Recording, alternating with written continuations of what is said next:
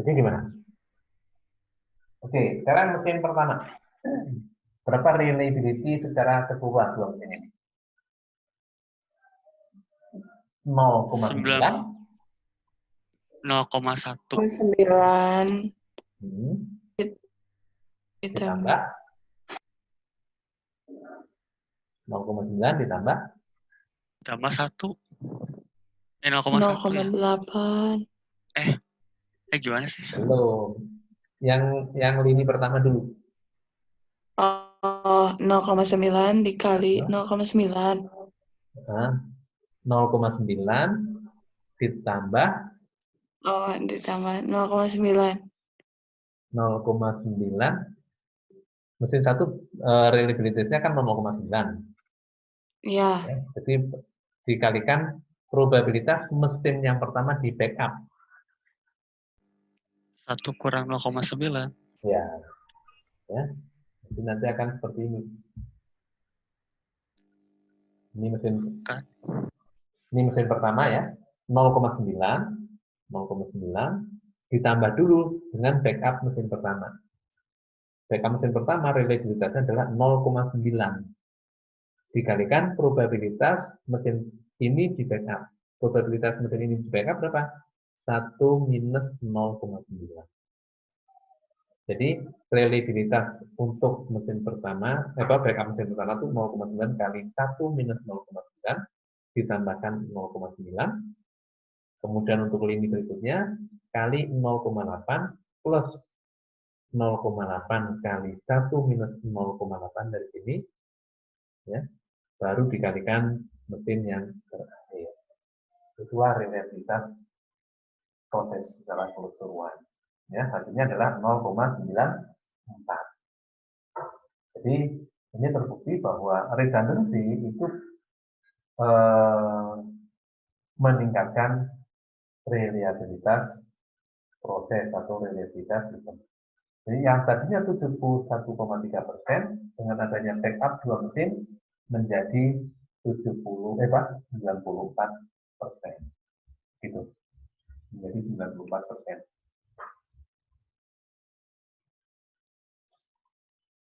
Ada pertanyaan? Bisa dipahami?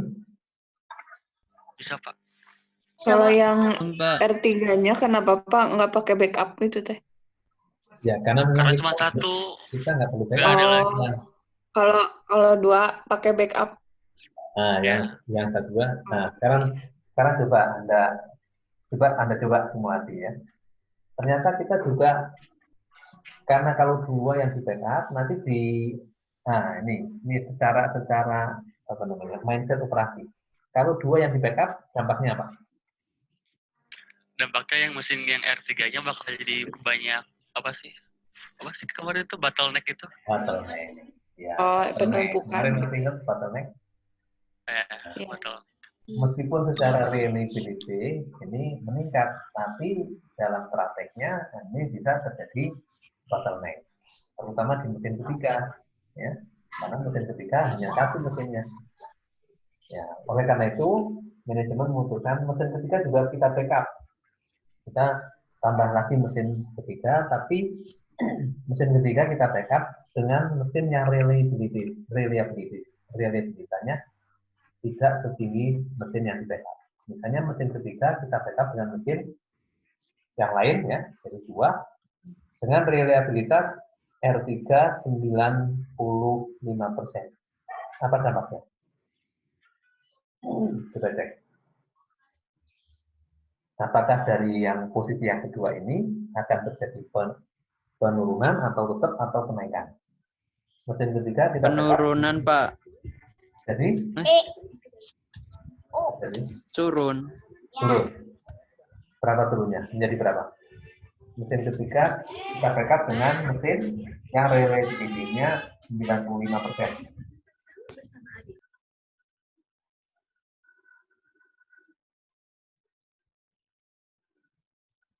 Jadi Gimana Pak, sorry Pak? mesin ketiga kita backup dengan mesin yang mempunyai reliabilitas 95%. 95%. Ya. Berarti RS-nya sama dengan 0,99 0,9 ditambah ditambah 0,9 5 kali 1 minus 1 0,9. kurang 0,95. Iya. Ditambah, dikali 0,8 plus 0,8 kali 1 minus 0,8 ditambah 0, dikali Dikali 0,99 0,99 plus ditambah 0,95 0,95 kali dikali 1 kurang 0,95 kurang 0,99. Kali 1 minus 0,99. Ya. Jadi probabilitas mesin tersebut atau komponen tersebut di backup itu adalah 1 minus reliabilitas komponen tersebut. Berapa jadinya? Ya, Pak. Ulang. Eh, 0,99.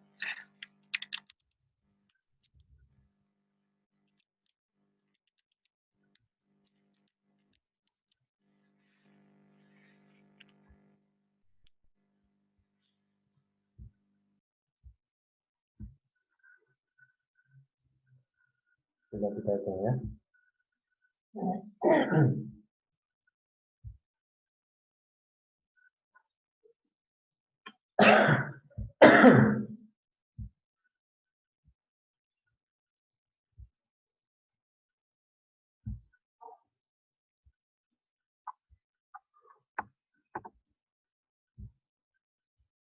Ini mesin 1,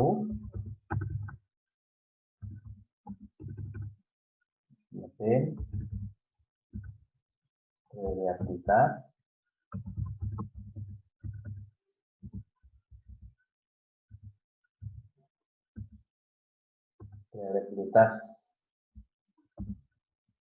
mesin reliabilitas backup. Mesin 1, reliabilitas mesinnya 0,9. Backupnya 0,9 ya. 9. Mesin 2, reliabilitasnya 0,8. Backupnya 0,8. Mesin 3, reliabilitasnya 0,99. Reliabilitas backup 0,95. 0,95. Sekarang kita cek reliabilitas masing-masing. Reliabilitas total.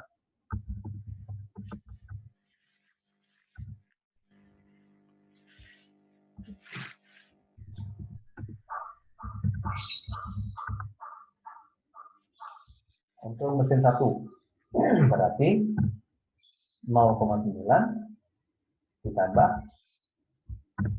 0,9 minus 1 dikurangi 0,9. 0,9 dulu. ditambah 0,9 kali dikali 1 minus 0,9. ini ya. Ini kurungnya berarti ini dikurung dulu. 2 kali berarti. Ini ya. Naik Pak, kalau dihitungan mah ketemunya 0,98. Ya. Coba bisa coba. Benar ini. B 0,9 ditambah 0,9 kali 1 minus, benar ya? Ya benar Pak. Ini benar seperti ini. Berarti reliabilitas sistem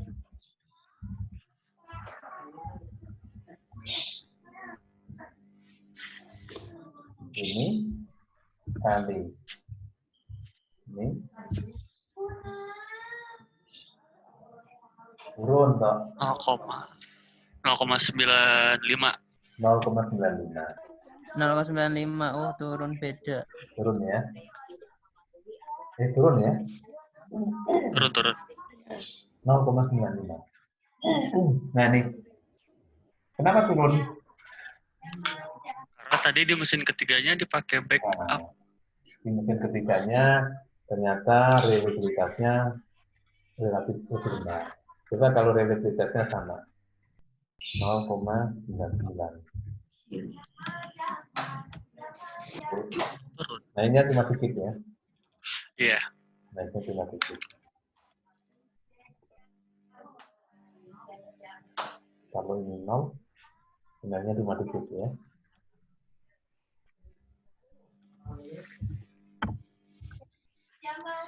Ya.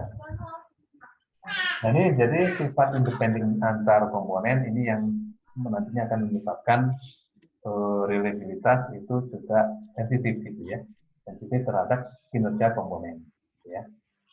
Oke.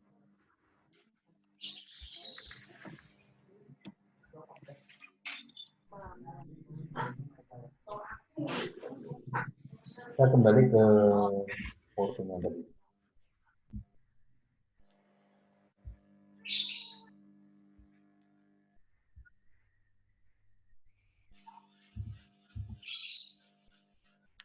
Kalau dari naik ternyata ya 0,94 naik dikit. Oke. Ini juga contoh redundancy. Pecahkan problem berikut. Sebuah desain iPad yang baru menggunakan sirkuit paralel sebagai berikut untuk meningkatkan reliabilitas. Berapa reliabilitas sistem desain yang baru?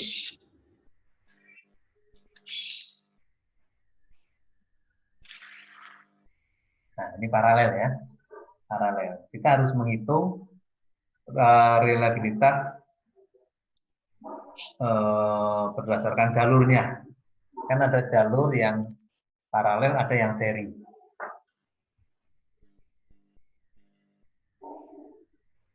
Yang seri yang mana? Yang R2 sama R3. R2, R3 itu seri. Ya, R2, R3 itu seri. Berarti yang ini kalau seri ini ada probabilitas terjadi failure. Terjadi fail. Ini cara menyelesaikan. Pertama kita cari terlebih dahulu jalur yang seri, reliabilitas jalur seri.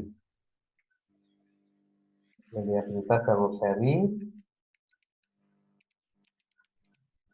berarti R2 kali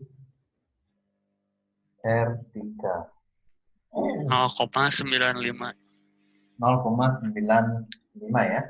0,95. Kemudian kita cari terlebih dahulu probabilitas terjadinya failure untuk 3 jalur. Ya. Failure untuk 3 jalur.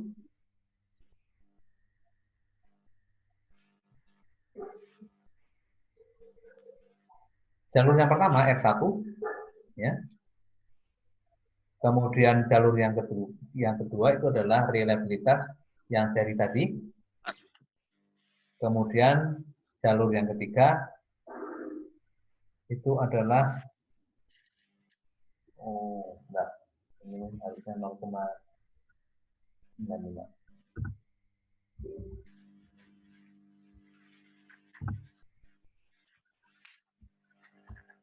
Ya, jadi cara menyelesaikannya yang pertama saya tambahkan di sini.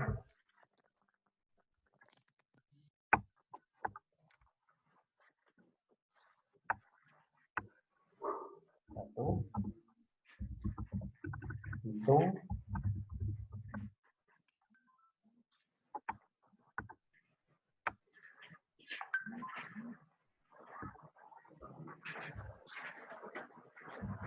reliabilitas jalur 1 yang seri.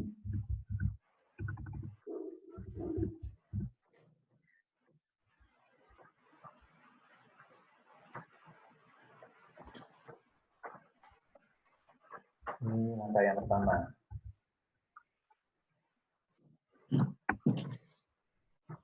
Kemudian angka yang kedua.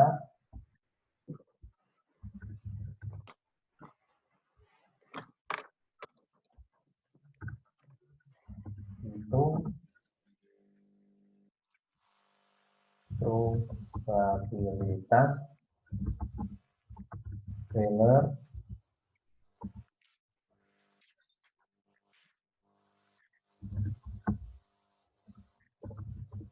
tiga jalur, yaitu jalur atas, jalur tengah, jalur bawah. Probabilitas failure-nya itu adalah failure itu gimana? Rumus failure satu minus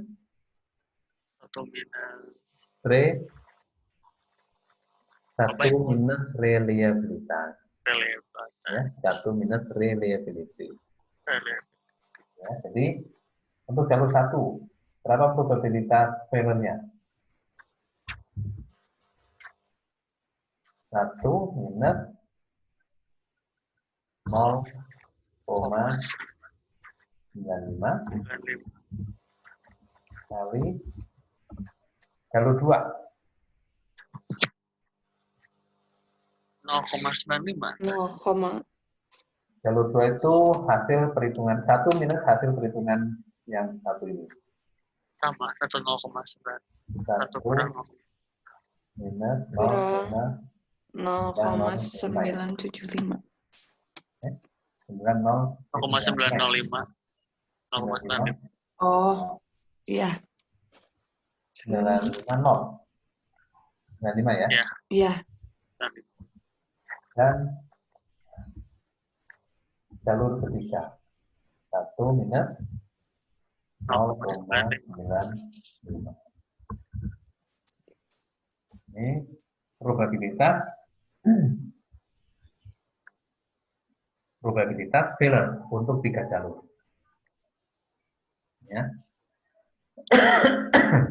Dan yang terakhir baru dihitung reliability. Ya.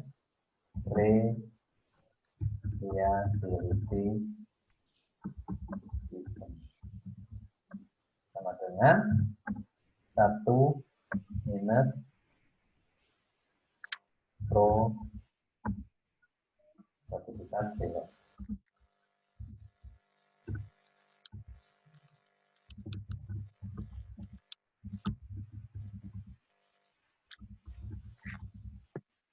Ini. Jadi langkahnya seperti ini. 0,99. Ini cara menilai. Ini ya. Langkah yang pertama kita cari terlebih dahulu reliabilitas jalur yang seri. Ya, yang seri. Reliabilitas jalur yang seri. Kalau reliabilitas jalur yang paralel kan di sini hanya ada 2 kan, R1 sama R4. Ya. Ya. Jadi reliabilitas R1 itu sudah jelas, reliabilitas R4 itu juga jelas. Nah, yang harus kita hitung itu reliabilitas yang seri, R2 dan R3. Karena ini nanti dipakai untuk menghitung failure-nya. Ya, dipakai untuk menghitung failure-nya. Nah, kemudian langkah kedua, kita hitung failure secara sistem, secara keseluruhan. Yaitu masing-masing failure untuk R1 itu adalah 1 minus R1 itu sendiri.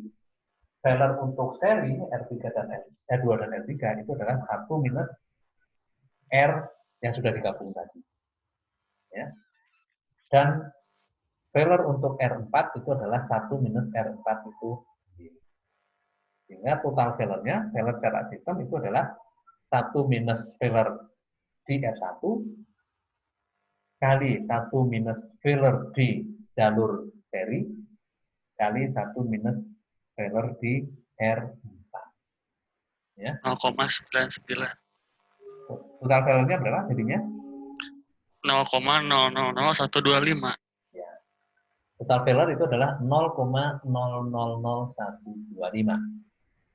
Sehingga performance atau reliabilitas sistem itu adalah 1 minus 0,000125 sama dengan 0,9988 ya. Ya. Jadi ternyata redundant atau backup itu bisa meningkatkan sistem. Pernah lihat laptop Anda dalamnya berapa sirkuit atau berapa apa tuh yang prosesor?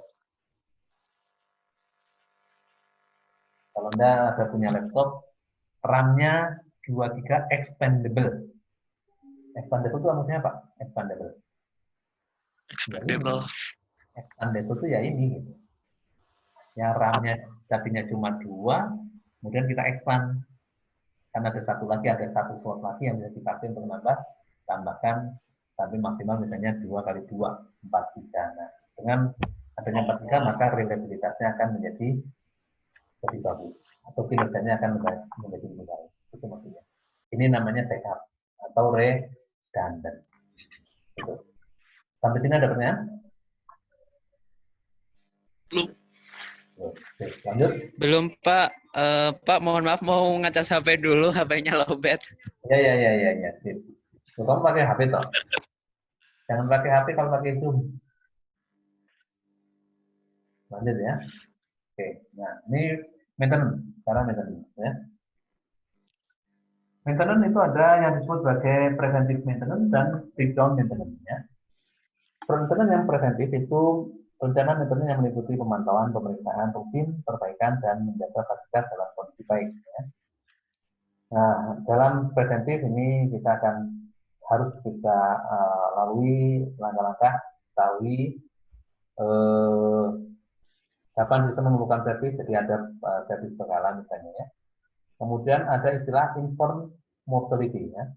Infant mortality itu adalah satu hal yang tidak diinginkan, yaitu tingkat kegagalan yang tinggi di awal proses ya. Misalnya kalau sebuah kendaraan yang gagal servis, gagal produk misalnya, gagal produk di awal sudah gagal, itu namanya infant mortality ya.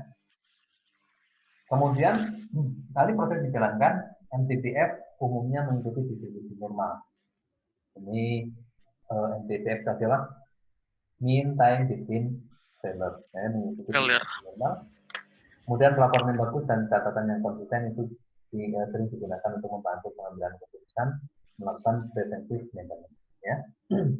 Nah, preventive maintenance ini sering dilakukan untuk juga menghemat biaya. Ya. Karena apa?